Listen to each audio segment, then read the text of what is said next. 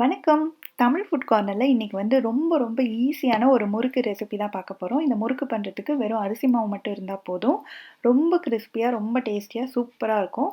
செய்ய ஸ்டார்ட் பண்ணலாம். இது பண்றதுக்கு 1 கப் அளவுக்கு அரிசி மாவு எடுத்துக்கிறேன். இது வந்து இடியாப்ப மாவு தான் கடையில வாங்குனது. அரிசி மாவு நல்லா நைஸா, நொறு நொறுன்னு இல்லாம நைஸா இருக்கணும். இது கூட ஒரு 1/4 ஸ்பூன் சீரகம், 1/2 ஸ்பூன் அளவுக்கு எள்ளு, 2 சிட்டிகை வந்து பெருங்காயத்தூள், தேவையான அளவு உப்பு. இது எல்லாத்தையும் ஃபர்ஸ்ட் நல்லா கலந்து விட்டுறணும். இது கூட 2 டேபிள் ஸ்பூன் அளவுக்கு உருக்குன வெண்ணெயை சேர்த்துக்கலாம். அந்த வெண்ணெய் அந்த மாவு ஃபுல்லாக நல்லா கலக்கணும். அந்த அளவுக்கு நல்லா மிக்ஸ் பண்ணிக்கோங்க. அடுத்து கொஞ்சம் கொஞ்சமாக தண்ணி சேர்த்து இது நல்லா கொஞ்சம் ஒரு சாஃப்டான மாவு பதத்துக்கு பிசைஞ்சுக்கணும். அரிசி மாவு வந்து நொறு நொறுன்னு இல்லாமல் நல்லா நைஸாக இருக்கணும். அப்போ தான் வந்து இந்த முறுக்கு கரெக்டாக வரும். அது மட்டும் ரொம்ப முக்கியமான ஸ்டெப்பு. நல்லா ஒன்றா சேர்ந்து வரணும். ரொம்ப இறுக்கமாக பிசைஞ்சிடக்கூடாது. மாவு கொஞ்சம் ஸ்மூத்தாக தளர்வாக இருக்கணும். அப்போ தான் நம்ம முறுக்கு பிழியும் போது ஈஸியாக வரும். இந்த மாதிரி 3 ஓட்டை உள்ள அச்சை வந்து இந்த முறுக்கு உலக்கில் சேர்த்தாச்சு.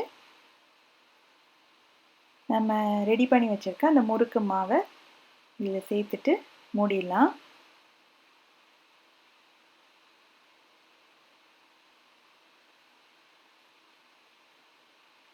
இந்த மாதிரி ஒரு அகலமான கரண்டியை ஒரு தட்டு மேலே வச்சுட்டு இதில் வந்து நம்ம முறுக்கை வந்து சுற்றிக்கலாம்.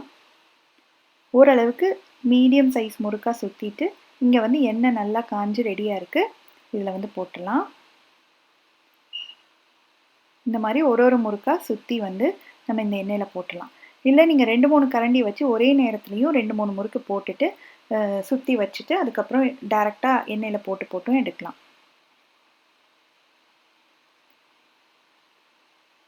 போட்ட உடனே நீங்கள் டச் பண்ணாமல் கொஞ்சம் ஒரு 30 செகண்ட் அந்த மாதிரி விட்டுட்டு அதுக்கப்புறம் நீங்கள் வந்து திருப்பி போடுங்க. அப்போ தான் உடையாமல் வரும். இந்த மாதிரி 2 பக்கமும் திருப்பி போட்டு நல்லா ஃப்ரை ஆனதுக்கப்புறமா எண்ணெயெல்லாம் வடிச்சிட்டு எடுத்துடலாம்.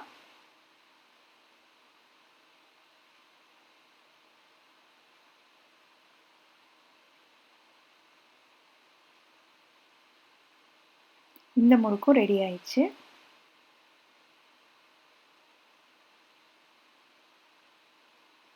ஸோ இதே மாதிரி நம்ம ரெடி பண்ணி வச்சுருக்க மாவு மொத்தத்தையும் இந்த மாதிரி முறுக்கா பிழிஞ்சு எடுத்தாச்சு.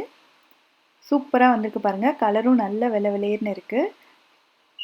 நல்ல கிறிஸ்பியாக இருக்குது. வெறும் அரிசி மாவை வச்சு டக்குன்னு ஒரு 10 நிமிஷத்தில் செஞ்சிடலாம். நீங்களும் இந்த ரெசிபியை கண்டிப்பாக ட்ரை பண்ணி பார்த்துட்டு எப்படி வந்தது அப்படின்ற ஃபீட்பேக்கை என்னோட ஷேர் பண்ணிக்கோங்க. தேங்க்ஸ் ஃபார் வாட்சிங்.